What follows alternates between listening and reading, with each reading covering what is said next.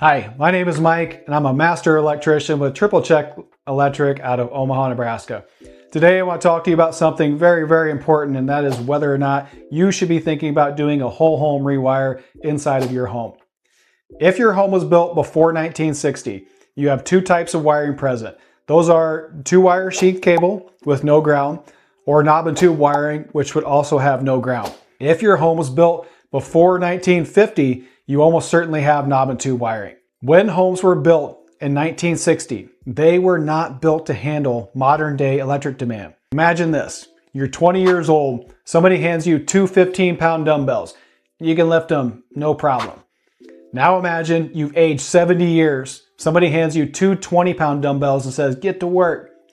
This is what you're asking your electric system to do if you have a home that was built before 1960. Now, some people might assume that the biggest issue with old wiring is that it does not have a ground.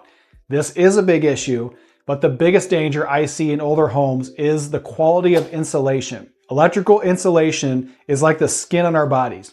The skin on our bodies is the biggest protective barrier we have from the outside world.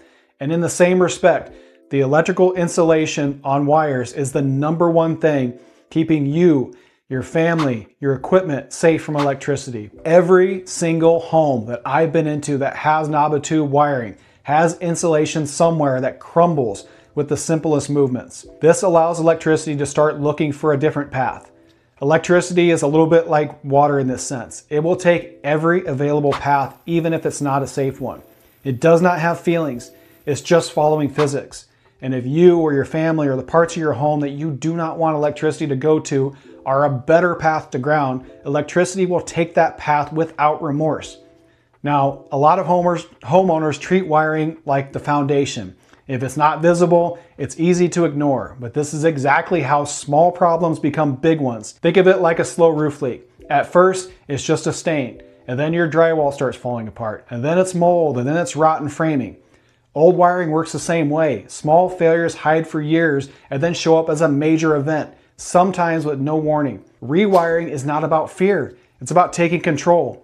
Doing it before the emergency means that you pick the timing, you plan the budget, and you avoid panic decisions. Now, I'm going to show you exactly what I'm talking about when it comes to dangerous insulation, especially when we're talking about knob and tube wiring. You're going to see this insulation crumble like week-old bread.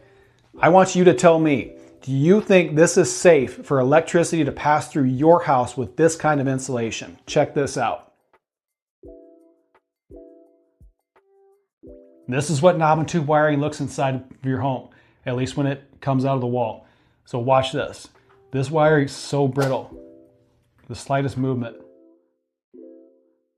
I should not be able to do that with electric insulation. Now watch. Just falling apart. This is what is wrong with knob and tube wiring inside of people's homes. In the comments, tell me, do you think this is safe? If you have knob and tube wiring and you've had issues, please tell me what's going on inside your home. I'm sure I'm going to get some comments about people having knob and tube wiring and saying, I've never had an issue, I've had it for years. And I totally get and understand that and even appreciate it on some level. But the thing is, it only takes one time, one moment for a catastrophic failure when you have insulation like this. So I'll see you on the next one.